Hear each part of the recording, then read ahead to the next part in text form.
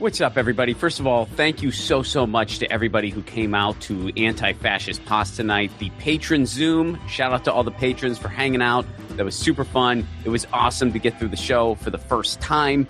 Man, I'm excited about where it's going. Some upcoming shows there. April 4th, Pittsburgh, Pennsylvania. May 16th, Los Angeles, California. And there's going to be some other LA regional shows as well. The one May 16th is in Burbank at Flappers Comedy Club. Tickets are available now at rompacone.com. And looks like we're going to have some New York City news very soon. And some Edinburgh Fringe Festival in August news very soon. So stay tuned. And of course, Left at Wall is out now. Check out Left at Wall. It's out there. It's available. It's free on Tubi. Tubi's my favorite because it's free. So check out Left at Wall now on Tubi. Episode 128, John Michael Bond. John Michael Bond is a writer and comedian. He's had quite a life. The son of a preacher, Americore, being held at gunpoint, and that's barely scratching the surface. Punk rock, public broadband in Chattanooga, philosophy, politics, religion, and, get this, cats. This is everything 1000. Please welcome to the show, John Michael Bond.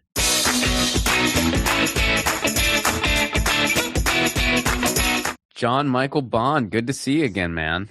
Hey, Ron, how you doing? I am doing wonderful. Thanks for doing this show. It is good to see you. I've been following a lot of your posts recently, and I don't know if enjoying them is the right word. Like, I have been enjoying them, but it's like they've been very honest and still funny about the state of affairs, which is not great. I've been a copywriter for a very long time, so I feel like if you're going to scream into the fire of dystopia, you owe people a little bit of sugar on top. You know, got to make sure the writing's strong. Right. Yeah. No, totally.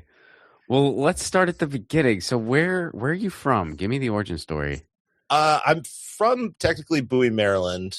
I lived up north.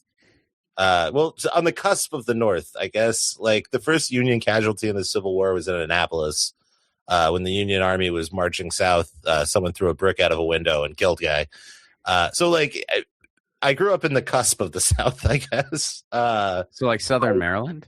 Yeah, like Bowie. It's like near Annapolis in D.C., sort of in the middle of it. And my mom worked for the National Governors Association, and my dad was a Baptist minister. So we have a very strange upbringing of, like, being in church, 3 times a week, but also, like, when I was in second grade, I got pulled out of school so that I could go see Reagan give a speech. Lucky you.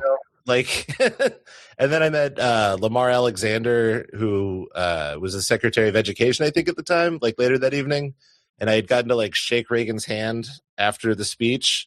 And my mom was like, "This is the Secretary of Education." And I was like, "I've met the president," and walked away. It was, yeah, there's a story my mom's very proud of. Nice. So, like, I don't know. I had a very strange upbringing. I come from a religious background. My dad's was Baptist, but he was like kind of Northern Baptist. It didn't have the same, like, homophobia issues as, like, Southern Baptist did. When he was in seminary, his best friend was the pastor of a gay church in DC, and as a kid, it was very important to him that we know that, like, the church is wrong about gay people. So I had, like, a very weird liberal Christian upbringing. But then still down with Reagan, but, like, yeah, well, I mean, it's not even necessarily down with it. I mean, it's like, how do you say that? If you have an opportunity for your kid to meet the president in any capacity, you're gonna, like, 2-year-olds have no political second graders have no understanding of right. politics. Like, it's more of just a thing. And also, at that point, we didn't realize what a absolute murder trickle down was going to be. So, like, there's still, it's still morning in America. We don't realize how drunk dad still is. So yeah, and then we moved to the South when I was like 10. My dad got a job as a mega church pastor. And that my great aunt worked in the music ministry there, and my dad was like, "Look, this is the show. We gotta move to Tennessee, and this is my big chance as a pastor." And then we were there for a couple years until, or he was there for a couple years until he got ran out for being too godly. He wanted to do like ministry with like AIDS outreach and like let homeless people stay in the gym when it was cold, and like So the stuff that Jesus guy actually talked about. Yeah, no, he's very old school in that he like is big on the love of God, but not on the like judgment of God. He was like, we should have a Sunday school that ministers to homosexuals in our community, and people were like, "You want them in the building?" And he's like, "I think we want everybody in the building." So like, I was raised by a weird Christian hippie almost. I don't know. I think that's like an important aspect of like where I stand on everything is like, I do come from a social justice background, but it wasn't ever described as a social justice background. It was more like do what Christ said and not what the Bible said. 'Cause like most of the Bible is a book of history, like there's the Old Testament and the New Testament. And everything in the Old Testament is just history. There's this old theory that like, or not a new theory, I guess it was the rules. Before the death of Christ, people needed an intermediary to actually connect with and talk to God. Have you ever heard the term like the temple shroud? Yeah, God lived behind the shroud. So like you'd go to the temple, and there are stories in the Bible of people like walking beyond the shroud and just dying instantaneously in the presence of God. And then in the Bible, when Jesus dies, the temple shroud magically rips itself in half. Like at the moment he dies, there's an earthquake and the shroud rips in half. And that represents what's called like the new covenant, which is the idea that human beings no longer need an intermediary to communicate between themselves and God directly. And a lot of Christians do not like talking about this. They don't like the idea that like your pastor is a guide, but not necessarily your sole leader. And that you are called to do things that like improve the world on your own. And my dad was one of those guys where when I was like 10, he was like, you need to know about the temple shroud.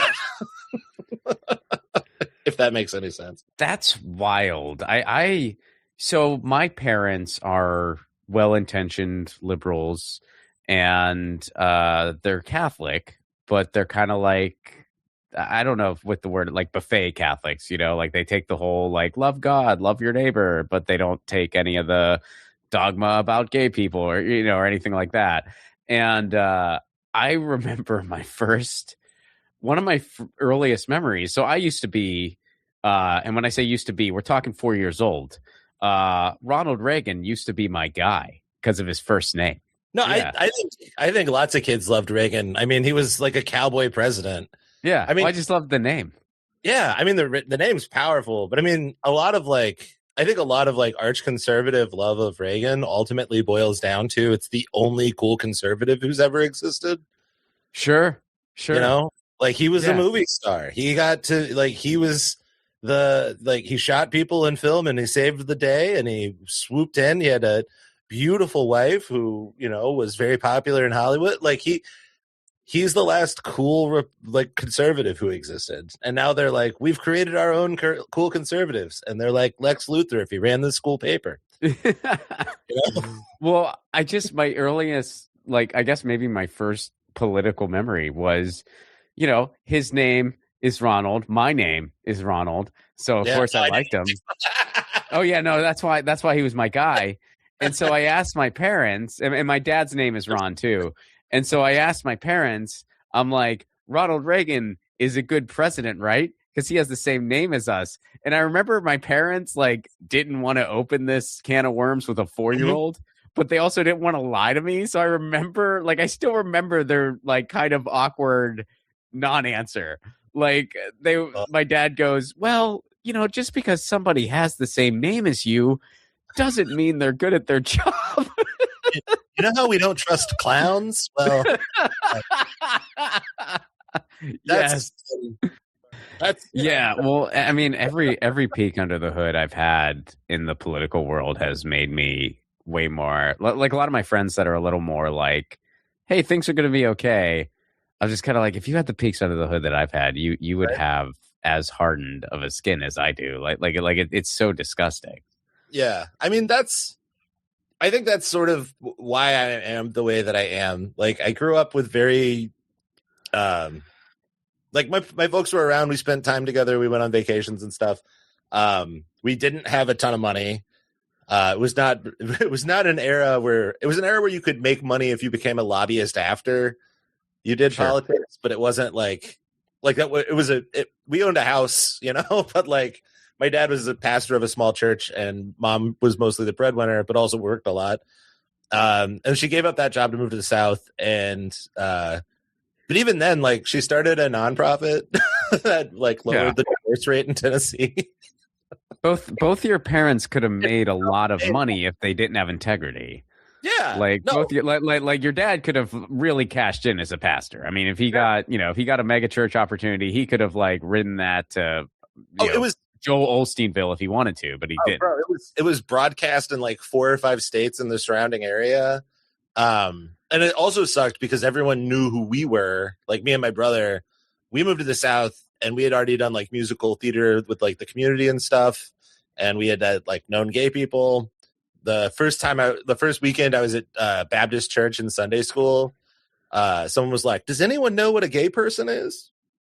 And I was like, "Oh yeah, if you sing Les Miserables songs real good at the piano bar, they buy you Shirley Temples." And everyone was like, "What the fuck did you just say?"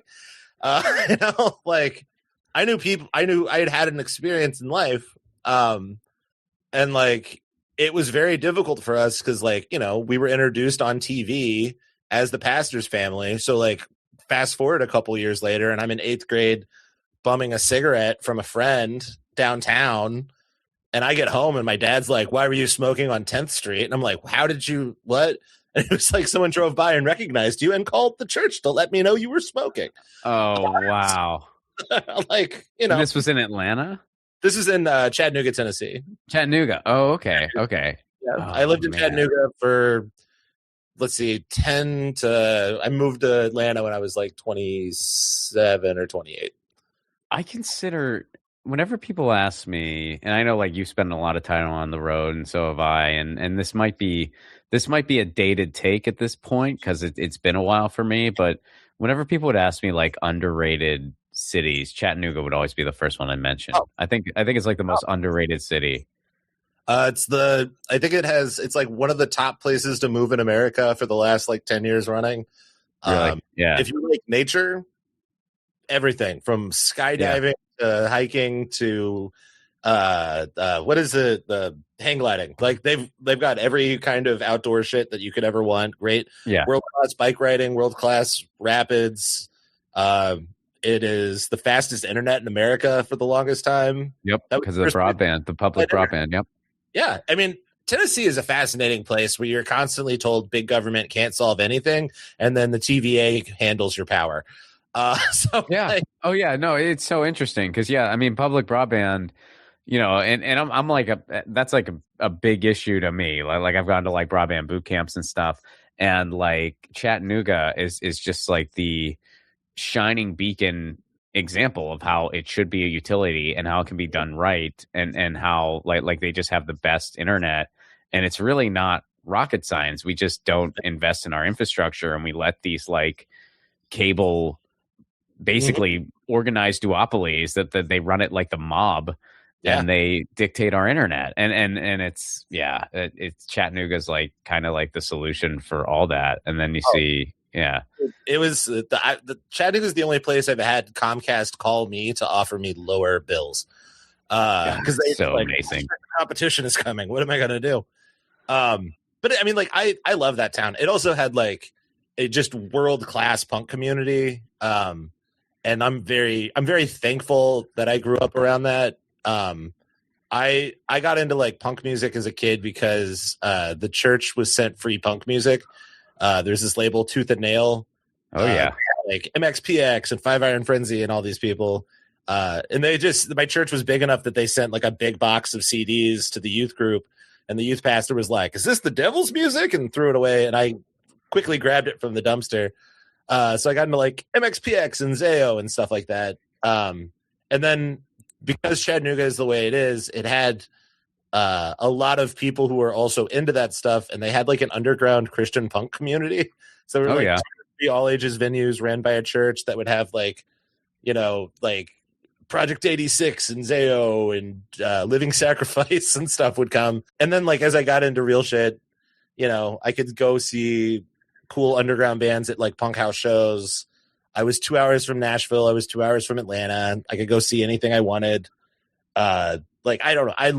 I was very blessed to grow up in Chattanooga. There's a million places in Tennessee that I could have grown up where I wouldn't have had access to the arts communities. I went to a performing arts high school. I was a musical theater nerd. I got to be in a touring music theater group called the Chattanooga Choo Choo Kids, one of the weird names in history. Named by Alan Ledford, rest in peace, passed last year. Very like it was just a very cool, good upbringing. So like I don't know. I have a very anarchistic kind of socialist view of politics and how the world should work. And also I've worked since I was 16. Like it's always been important to me to make my own money. Not from like a capitalistic standpoint, but from a standpoint of freedom. Sure. I knew I knew the system I had to survive in, and to do the things I wanted to do in the system, I had to have funds to do it. So I've always like wanted to have a job, and I've always worked. And like, I don't know, it's interesting because like the stuff that made you want to talk to me today is a lot of it is about trying to survive in this modern economy. And I think one of the things that I keep coming back to that makes me so fucking angry is like, I'm 41. I've gone on 3 vacations in my adult life.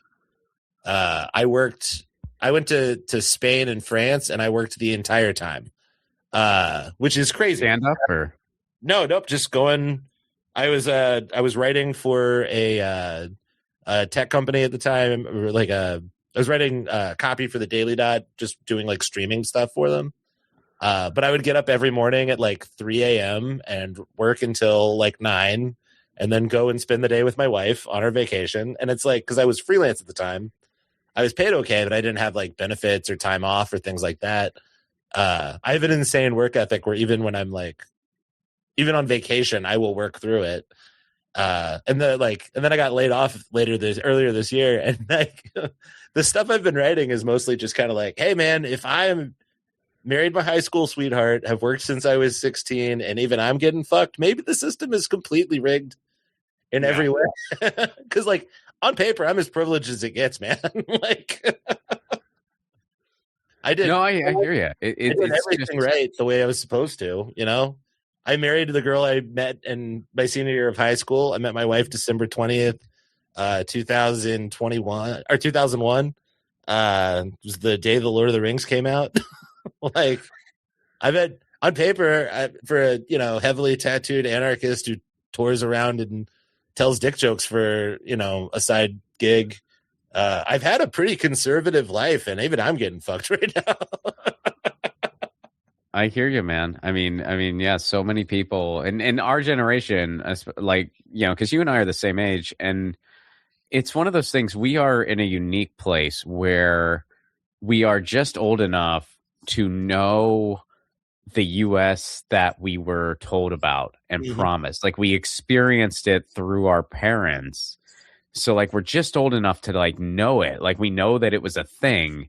And then we're just old enough to have seen it deteriorate, like more so than Gen Z. And I would say Gen X got it some, but we really were just right there on the cusp. I feel like, I don't know. Gen X are baby boomers who ran the kiddie coaster. I'm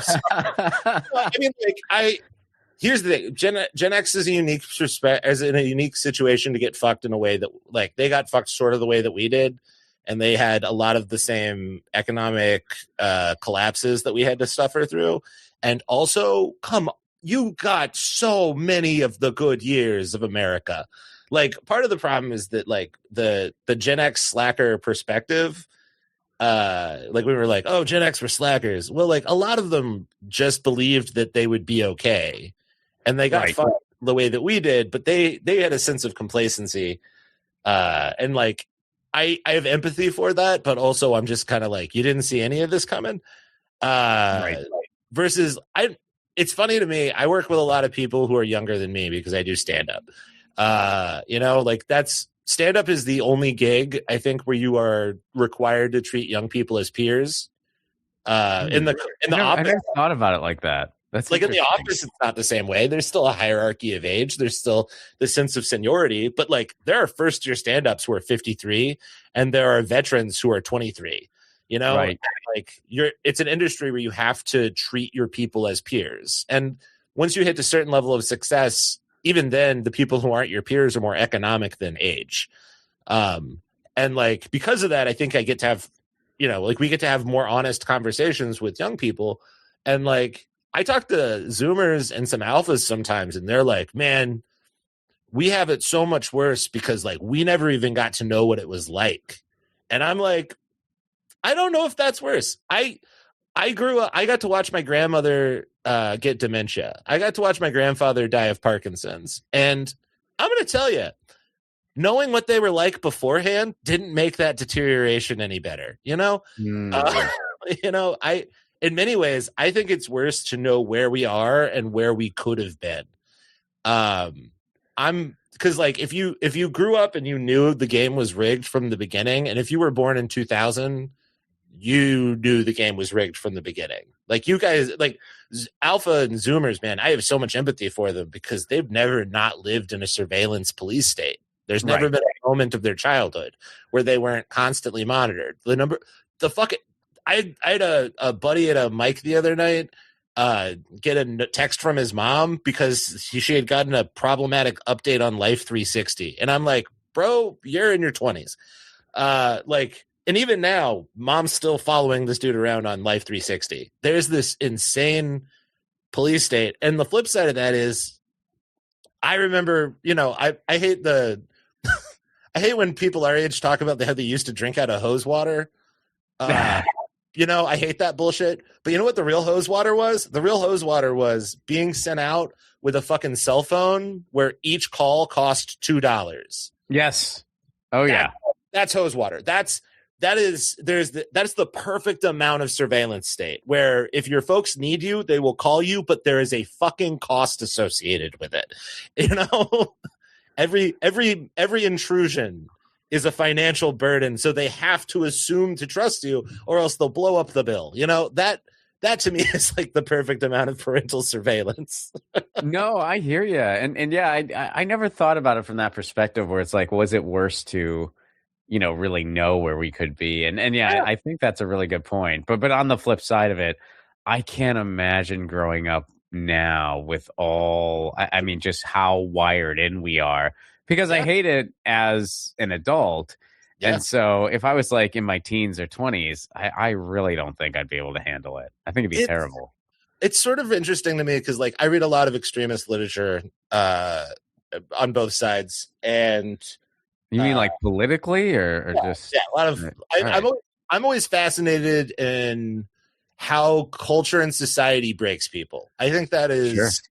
If you want to understand where history is going to go, if you want to understand why people do the things that they do, find a eloquent lunatic who's hurt a lot of people and read everything that they wrote. And there's this interesting kind of corollary, I think, between the kind of like rise of right-wing Zoomerism and the 90s militia movement, where you have people who are raised to believe very deeply in something who are now firsthand being shown that it doesn't exist. And there's like two approaches that you can take. One, you can pick up a gun or buy some fertilizer in a van and make one big statement, or you can start a radio show, which is that's the two sides of it, where in the 90s where people started a lot of like insane right-wing underground radio shows, and a lot of them committed terrorism. And we're seeing a lot of that right now with the Zoomers, where you have people who are like, oh, well, I'm going to have these like nihilistic online cults, or I'm going to commit a mass shooting, or I'm going to be Nick Fuentes, and or I'm going to try to be Nick Fuentes. The number of like wannabe influencers who are just like baby fascists, and if you listen to what they talk about, it literally is like our America was stolen from us. And it's easier to blame immigrants and minorities than it is to blame the people who actually controlled the money.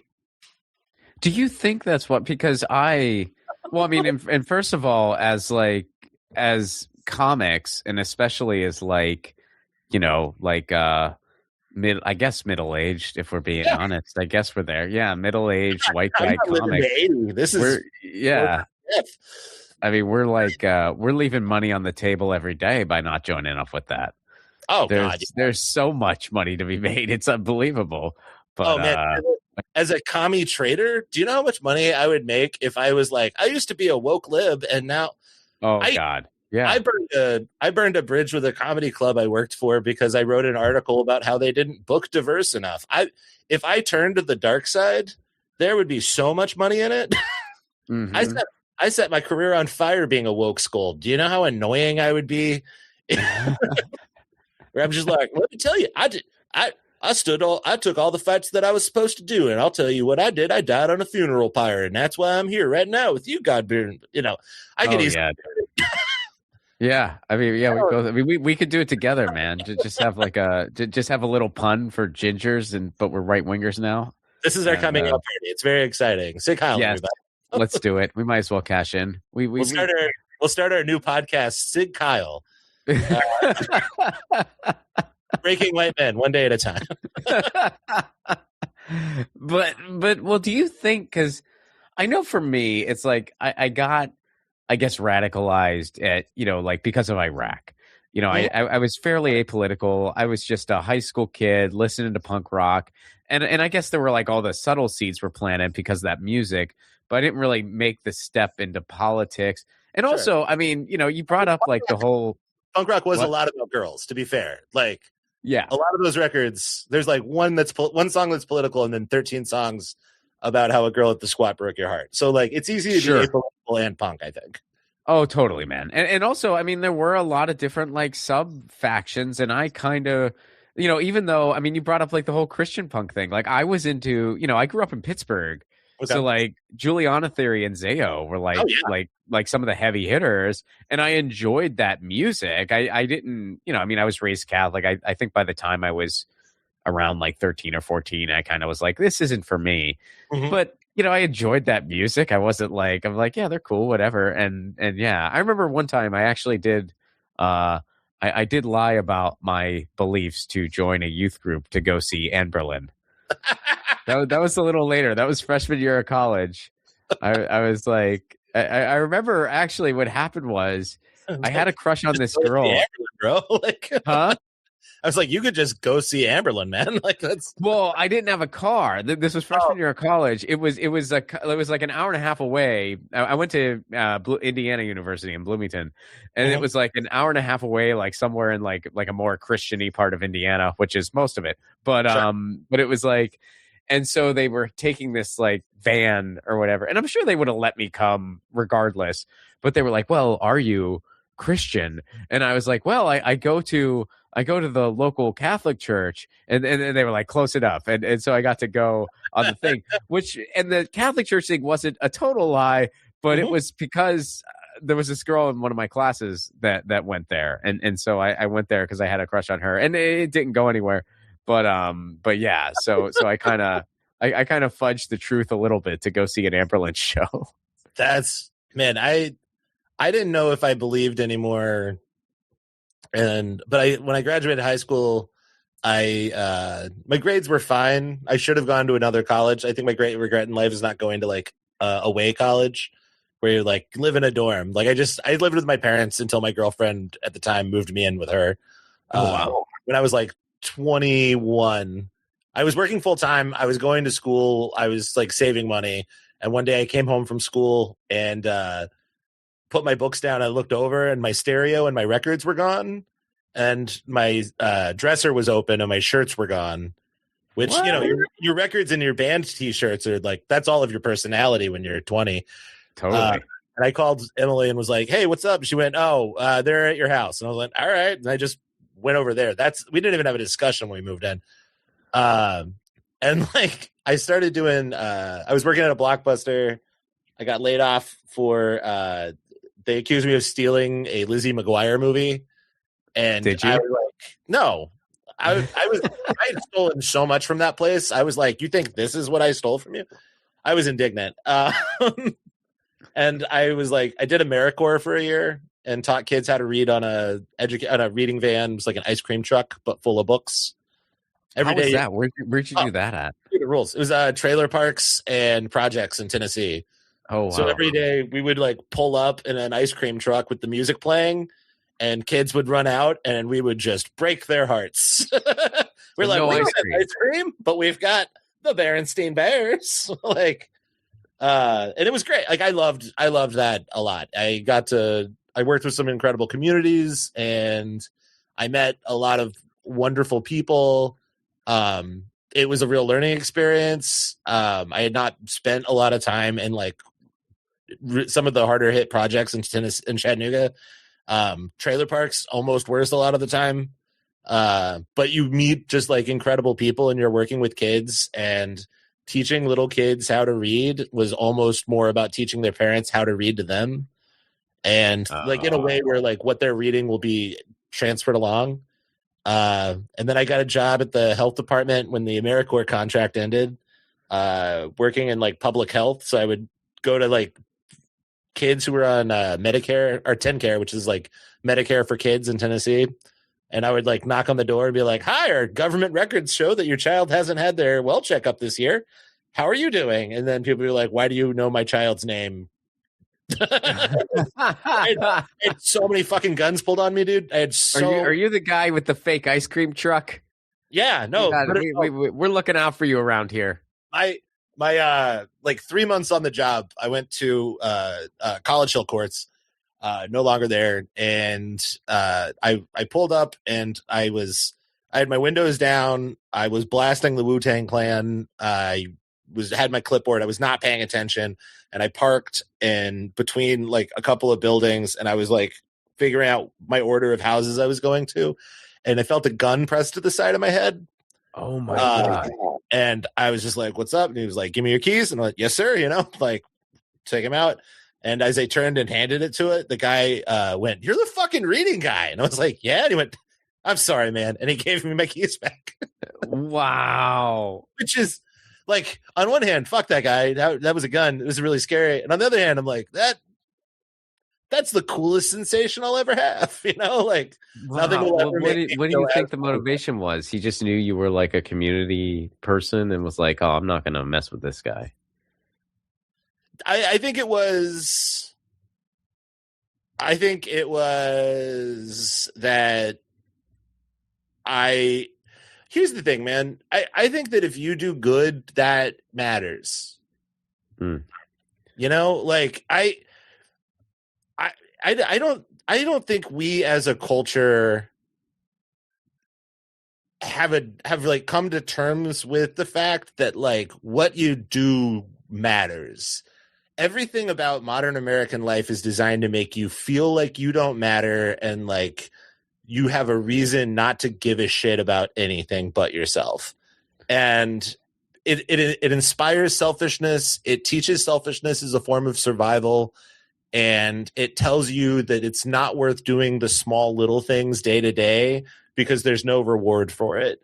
And like, I've had a great life and a fucking rough life. I've been shot at. I've had multiple people pull knives on me. I've had guns pulled on me. I've been carjacked. I've lost jobs. I've kept jobs. I've been betrayed by friends. And like, honestly, the thing that keeps me going a lot of the time is wanting to be better than that. And like the society lies to you and says there's no reward for doing good. And like, I got out of a carjacking because I taught a little kid to read. There's rewards for doing good, you know, like, and sometimes those rewards will come in the places that you least expect it, you know? like a lot of the politics and writing that I do now is just based on the idea of taking hopelessness and trying to find the hope in it. And I think that a lot of the hope that we need will come from being honest about how bad things are, because I don't think you can have hope until you recognize the darkness. You can't figure out how much light you need until you know how bad the room is, you know? And so it's funny to me. It's like, I like telling people that story because to me, it's a symbol of how you should always be silly and stupid. You know? Always give back, you know? That was this is a long way of saying this. When I was working at that job, I got offered a job as a youth pastor. And from a woman, I did a church event and we were talking about the Bible and she was like, I think you'd be great as our youth minister. And it was like a Unitarian Universalist church. And I got to the interview. They offered me $60,000 a year in 2004, health insurance. And they were like, do you think there's any problems with you taking this job? And I was like, I don't think I believe in God anymore. And they were like, all right, I guess it's sort of a problem. Really? Unitarian? That's a problem with them? Yeah. Well, I think you can be a congregant, but I don't think they want a pastor who doesn't believe in it. Oh, okay. Because like I know some Universalists who are like, well, I think I'm kind of atheist at the moment. Yeah. No, yeah. They want the team leader to at least believe in football, you know? Gotcha. Yeah. And that was kind of a turning point for me spiritually, where I was just like, all right, well, I don't know what I believe anymore. So I probably shouldn't lead people in it. That's like rough. I wouldn't know how to, because I don't know. You don't know the answer till you ask the question, you know? Right. But it's like, there's so many ways you can take that question. I mean, I am an atheist based on the literal definition of without a theist, because there's like what, 3,000 gods. I'm not necessarily sold on any one of them. Mm-hmm. So I don't have one or more than one. I have zero. Sure. So that is by definition an atheist, but other people like if by atheist you mean like, well, I, claim to know or even believe that, well, there's nothing out there. Well, I don't know that. And I'm open to, if something comes along that proves something. Maybe. Yeah. I mean, which is basically agnostic. So it's like, well, which is it then? Is it both? Like, what is it? Now I'm an agnostic who follows a meditative form of a Native American religion. Because it's the one that I found the most peace in. It's basically a bastardized version of the Blackfoot tradition, which is like a storytelling based faith. And I think that storytelling is ultimately the ultimate form of legacy. So like if someone that's all they got at the end of the day. Yeah. So like funerals in the Blackfoot tradition are like, there's a fire and you sit around a circle and drop herbs into the fire and tell stories about the person, and the smoke carries the laughter up to the heavens and helps them find their way to the next plane of existence, sort of. Like that's where I've landed now, which is weird for a lot of people. I get it. It's also cultural appropriation, but like, the nice kind. But I think in that moment, it was interesting to me because it was the first time that I had ever been asked that question in a way where my answer mattered. Because like at church, if I believed in God, it made my mom happy. And that's all I care about, Sure. But if someone's like offering you money, you're in a position where you're like, I don't want to commit blasphemy by taking money from the church if I don't actually believe in it anymore, And part of that was just like seeing my friends get sent off to a war that I knew was fucking based on a lie, and seeing the best Christians I knew that weren't my parents defend a war that was based on a lie and defend torture. And like, I was at a place where I was feeling incredibly disconnected from the community that I had been connection for the longest time, Yeah, no, dude, I can relate. I mean, I think these days, I think I believe in the cash distribution system. That's where I put my belief. And part of it could be, and I think you lost a pet recently too, didn't you? Yeah, we talked about that. I was at Fest this year, and my wife called me and was like, "Hey, our cat's sick," and I was like, "Okay, tell me what the doctor says tomorrow." And then she called me 30 minutes before I walked on stage and was like, "I think we have to put our cat down. I'll let you know after." Oh my God, no! And I still am trying to figure out who from the comedy stage thinks I'm fucking insane. Because I just walked on stage and was like, "Hi, just so everybody knows, I am finding out after this set if my cat died. Let's see if we can make this funny." Oh no, man! I would have been. I mean, I was on a different shift than you, but man, I would have been like, because I just said goodbye to mine in July, so it was still pretty fresh come October. Every 2 minutes of my set, I said which stage of grief I was going through. It was it was one of the more insane things I've done on stage. Nice. No, yeah, I lost both of my cats. I lost a 20-year-old cat and an 18-year-old cat. So, like, to be fair, it was time. Yeah. I also have worked from home for fucking 13 years. I raised the 20-year-old. When she was a kitten, I would put her in my hoodie pocket and take her to my bar. Like, I was very, very connected to these animals. I don't have actual children. Those were my babes, you know? No, I feel you. I mean, I Lucy, we had been, we had a run for 19 years. And I think she actually might have been 20. Like now, like I have two kittens now, and I'm kind of thinking, like, I think Lucy might have been about a year when she, found me, because she was a stray or whatever. And yeah, but it's brutal. It's just brutal. But I do believe in the cat distribution system. I think that they have some kind of weird connection that we can't explain. And yeah, they look out for the. Well, just that you're gonna find like basically, I mean, there's a bunch of will find you. Yeah, like your cat will find you, and your cat will, like, there's sort of this like bond that they have, like felines have, like basically, I have two kittens now named Luna and Livorno, and basically Lucy knew that it was her time because she knew that we had to find Luna and Livorno when we did. Ah, okay, that makes sense. That's sort of the gist of it, as far as I know. And I think, like, part of my belief in it is just coping with the grief. But what are you going to do? I think that makes a lot of sense. I mean, and weirdly enough, to tie it back to God, I think that that's sort of what I was raised to believe spiritually. Like, my dad believes in the Trinity, but also doesn't believe in hell. And, like, as a kid, I was like, why does some people find this and other people don't? And his thing was sort of, God will give you the opportunity to make the choice to be a believer, but it's a choice. But as you live your life, everything that you experience in life is an opportunity to ask yourself whether or not you need God. And God tends to find us when we need God the most. And I always thought that was a very beautiful way of looking at that. Also leaves a lot of people going to hell if you're old fashioned. But I thought it was kind of beautiful, because it is, to me, the thing that I hold on to with faith is sort of like the cat distribution system.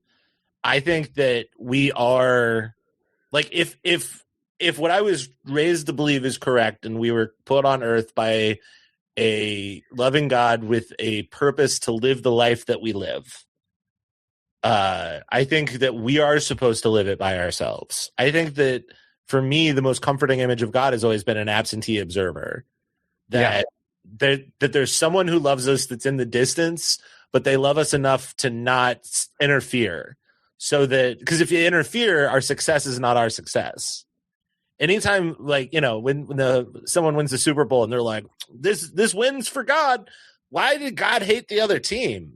Like, sometimes you just got to be good, But I think there does come a time in people's lives where you hit the kind of, like, God distribution system where you're like, I need something beyond my own ability to feel comfort. And you want to believe that there's something that cares about you out there.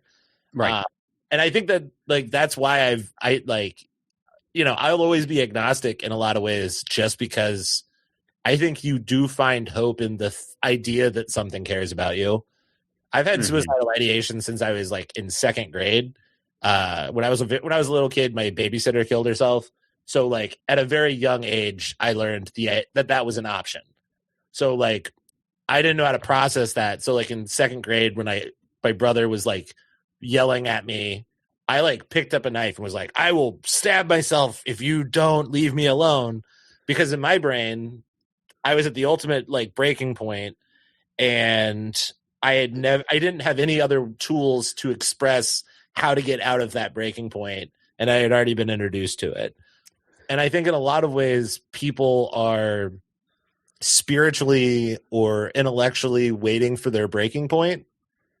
And when you learn what your suicide is when you start weaponizing that. And for a lot of people, their suicide is God, just the church, the idea that there's a Sky Daddy who told you what to do. And if you listen to Sky Daddy, you don't have to worry about being nice to your kid. You don't have to worry about, ministering to people, because the pure righteousness of what you've learned is enough that everyone will eventually come around and believe what you believe. And like, I think a lot of people's view, like a lot of like conservative Christians have a view of God that's very similar to like my view of suicidal ideation as a kid. It's just a immediate option to jump to when you need a solution, and you haven't thought about the dangers of it. You haven't thought about the reverberating pain that will come from using that thing as a weapon against the people in your life. And to you, it's perfectly reasonable. To you, it's poetic. To you, it's the most primal encapsulation of human existence. And you don't understand why everyone else is like, you're scaring the hose. Stop. I like that a lot. That's really cool. I did have a in the hose, did you? Yeah. Well, I did have a kind of fun one for you. And first of all, like I think your next album should be called God is Suicide. I think that's like the perfect title is just sitting right there. Next one is going to be all of the jokes I've written about ideation, and it's just going to be called I'll Leave With This. Nice. Well, I did want to ask you, because admittedly I haven't gotten an opportunity to watch it, but I need to. Why? I love the title though. Why'd you pick Cry Uncle? It's like the best title. Thank you. I was trying to find a through line. I put out an album special December year before last.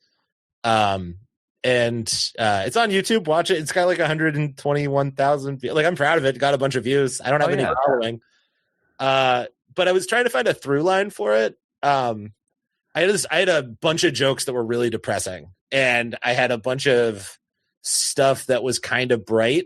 And I when I was putting the record together, I really wanted to stop being a sad sack. But I also really love dark jokes.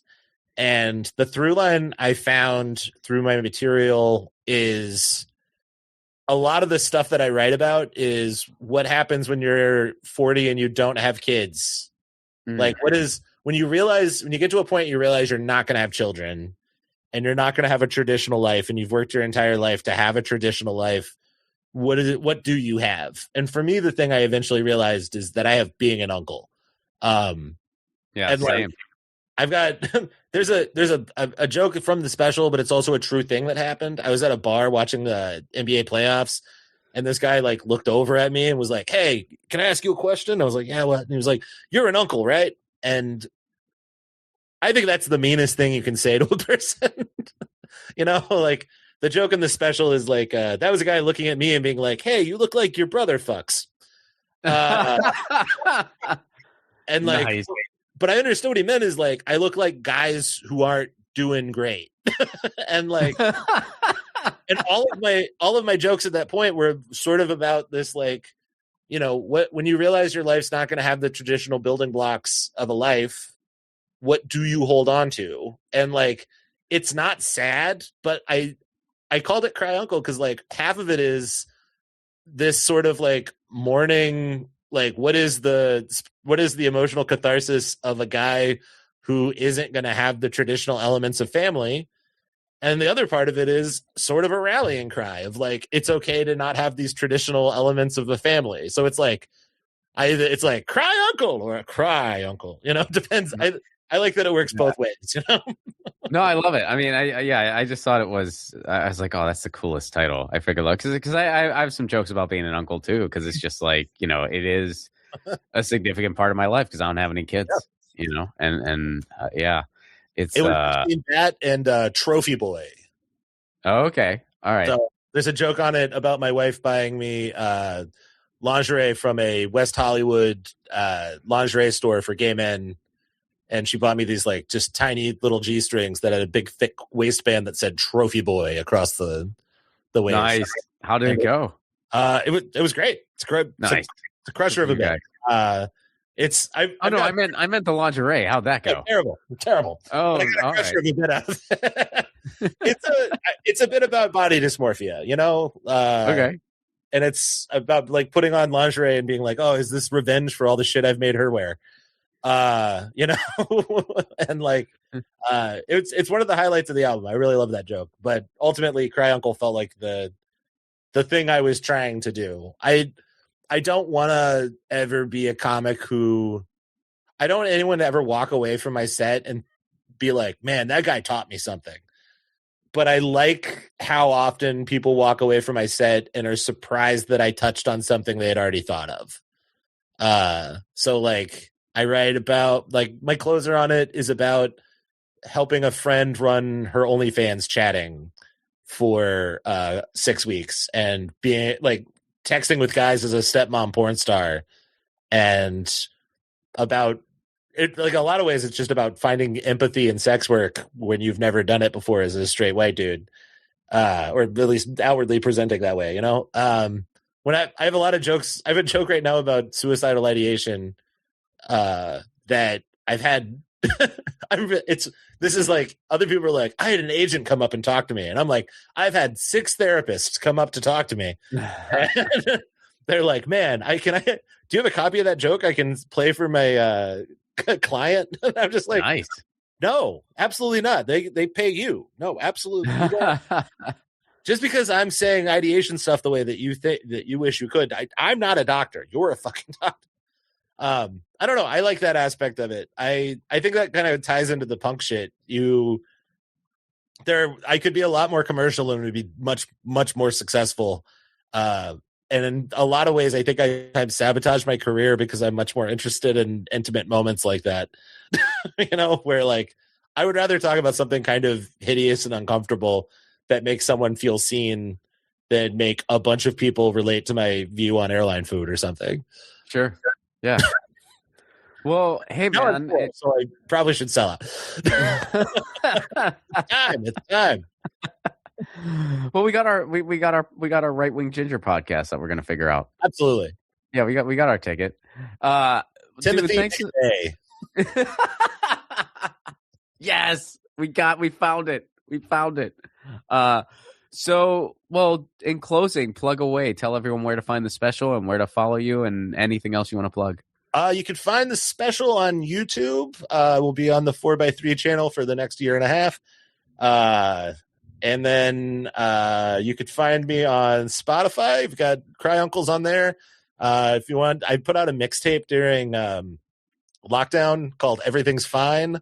That's just all the jokes I didn't think I'd have a chance to record because I didn't know if society was coming back. It's fun in its own way. I've got a show called Dungeon that runs monthly in Los Angeles that I just started back up. It is a one-person game of D&D, essentially. I book 4 comics. I run each of them through like a 15 to 20-minute solo adventure and then project dice rolls on a screen. So like when someone gets a botch, like a bunch of ones, and they fail a roll, the crowd eventually is like groaning and cheering or like laughing just based on how the dice fuck them over. Very fun game. The next one is February 26th at the Lyric Hyperion at 9:30. Come on out. Love that space. Yeah, it's a fabulous, fabulous space. And then you can follow me on Twitter at Bond John Bond or Instagram at John Michaels Mistakes. And I will hopefully, I don't know, I've got, my wife and I are launching a podcast soon called Honey, Do We Need This? Where we go through my record collection and decide if we need to keep it. It'll be... It's good. The first episode is about Supertones Strike Back by the OC Supertones. So if you have a soft spot for Orange County ska based in Christ, it will be pretty incredible. Oh, wow. Honestly, I'm really excited to do it. I've been collecting records for 20 plus years at this point. I have over 1,000. It's stupid. And my wife has great taste in music. Like she likes everything from like obscure, gritty, grindy hardcore to like Bjork and Robin and Fleetwood Mac's her favorite band. So like, it's not one of those things where I'm playing music at a woman, but it is a chance for her to reclaim space in her house away from the like, that's only part of it, like yeah. You got a lot of records. It's time for her to get some shelf space back. So we're going to launch that at the end of the month. And that's all. John Michael, thanks so much for doing this. God, thanks for having me, man. I really appreciate it. That was John Michael Bond. Check out all of his stuff. Check out Cry Uncle over on YouTube. Very, very funny guy. Super excited. I got to hang out with him at Fest. We were on different stages at different times, so I didn't get to catch his set. But we did get to hang out at some of the shows over at Fest in Gainesville. Music for the 1000 Podcast is provided by Andrew Saxon. Be sure to check out his podcast, the Pay Watching Podcast, wherever you get your podcasts. Please do make sure you're subscribed. Leave us a review. That helps get the word out about this show. And if you want to support this show on the sustainability end, patreon.com/Ron Flacone. For Give What You Can level, you get the 1,000 episodes before they're released to the public. You get full stand-up sets not available anywhere else, insider information on upcoming films and events. And, I'm occasionally doing the full anti-fascist pasta show just for patrons. So it's a really cool community over on Patreon, all for a Give What You Can level. That's patreon.com/Ron Flacone. All right. We are almost at 1:30. We're almost midway through and at the top of another decade. And we would be, if we were a time, we would be lunchtime. We are just about lunchtime. If you're eating a 1:30 lunch, it's 2 minutes from lunchtime, and in 2 weeks it will be lunchtime. Man, the time perspective on this is really trippy to me. I will be saying that until we reach 1,000, which is going to be here. It's going really freaking fast. All right, catch you next week. Peace.